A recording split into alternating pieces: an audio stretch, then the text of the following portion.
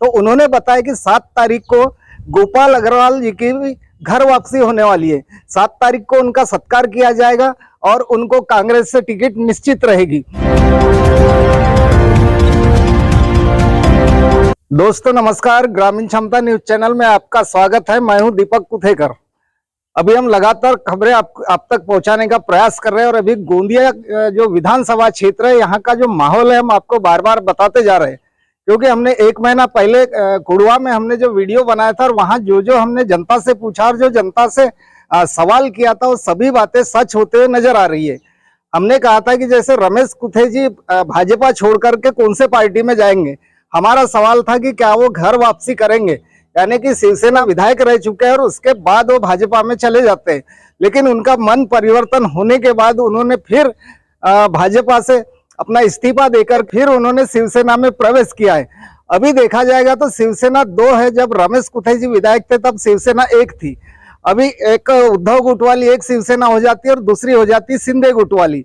अब जनता में ऐसी चर्चा है कि जो धनुष बाण निशान था इनका वो शिंदे जी ने चुरा लिए। उसी प्रकार से जो राष्ट्रवादी कांग्रेस की घड़ी थी शरद पवार जी की, वो उनके भतीजे अजीत पवार ने चुरा लिया है। ये हमको जहां वहां भी हम बाजारों में जाते और जनता से बात करते तो यही उनका पहला सवाल आता है।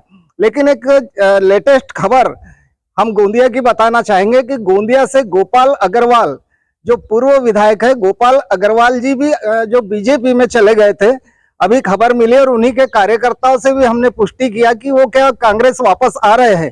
तो उन्होंने बताया कि 7 तारीख को गोपाल अग्रवाल जी की भी घर वापसी होने वाली है। 7 तारीख को उनका सत्कार किया जाएगा और उनको कांग्रेस से टिकट निश्चित रहेगी। ये भी हमने सवाल किया था कि क्या नाना पटोले जी गोपाल दास अग्रवाल को अपने कांग्रेस में पुनः शामिल करेंगे, तो वो भी बात हमारे न्यूज चैनल की सच होते दिखाई दे रही है। लेकिन गोपाल दास जी अग्रवाल के आने के कारण कांग्रेस 2 होते हुए नजर आ रही है। जो अभी तक के जो कार्यकर्ता लोग थे वो भाजपा में जाने की बात तक के कर डाले हैं।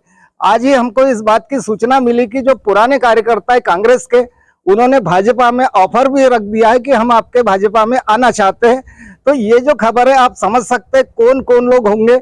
हम लोकेशन देंगे आपको। रावणवाड़ी से कामठा रोड तक के जो कुछ गांव आते हैं, वहां के कुछ लोगों का, कुछ नेताओं का कहना है कि गोपाल दास के आने से हम कांग्रेस से बाहर हो जाएंगे।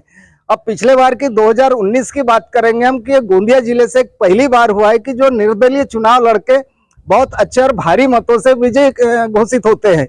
विनोद अग्रवाल जी क्या इस बार भी पुनः निर्दलीय लड़ेंगे? क्या अपना चाबी निशान को फिर से एक बार और इस विधानसभा चुनाव में सामने लाएंगे?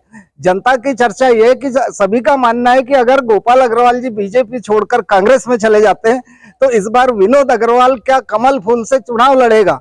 लेकिन ये बात तो अभी तक किसी ने क्लियर नहीं किया कि विनोद अग्रवाल जी भाजपा से चुनाव लड़ेंगे, क्योंकि उनका एक नाम चल गया और उनका एक व्यक्तित्व बन गया है कि एक चाबी वाले और चाबी संगठना नाम से आज इस क्षेत्र में प्रसिद्ध है। पिछले बार चुनाव हुआ था तो जनता ने बिल्कुल नहीं सोचा था कि गोपाल दास अग्रवाल जी चुनाव हार सकते हैं। लेकिन पार्टी बदलने के कारण एक तो उनके कांग्रेसी लोग नाराज हो जाते, फिर इधर विनोद अग्रवाल को टिकट ना मिलने के कारण भाजपा वाले नाराज हो जाते हैं। हमने बार बार कहा है कि यहाँ के कार्यकर्ताओं ने मोदी जी और बीजेपी को तक के छोड़ दिया था पिछले चुनाव में, और कमल के फूल की बटन न दबाते हुए चाबी निशान की बटन दबाकर विनोद अग्रवाल जी को विजयी किया था। अब पिछले बार के चुनाव में जो निर्दलीय जीतते विनोद अग्रवाल जी, तो उनको जो वोट मिलती है 1,02,996, यानी कि 49% उनको मतदान हुआ था, जो कि उनकी जो जीत दर्ज हुई थी 27,169 से उनकी जीत हुई थी। उसी प्रकार गोपाल दास अग्रवाल जी को 75,827 वोट मिले थे, 36% पर थे। तो क्या इस बार गोपाल दास अग्रवाल जी का प्रतिशत बढ़ेगा? क्योंकि कांग्रेस अगर उनको पूरा साथ देती है तो जाहिर बात है कि गोपाल अग्रवाल इस बार चुनाव निकाल सकते हैं।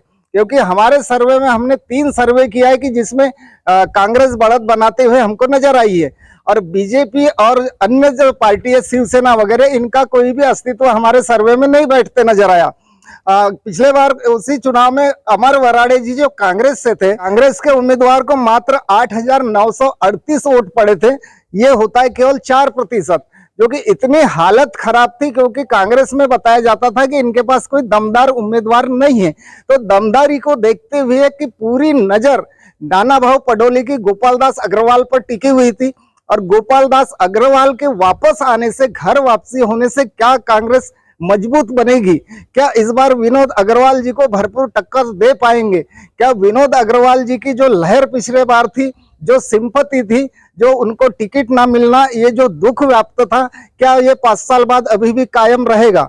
सवाल तो बहुत है लोगों के, जनता के मन में। अब देखना ये होगा कि किसे विजय दिलाते, ये तो जनता पर निर्भर करता है। देखते रहिए दोस्तों हमारा न्यूज चैनल। मिलते हैं अगले वीडियो में, तब तक के लिए नमस्कार।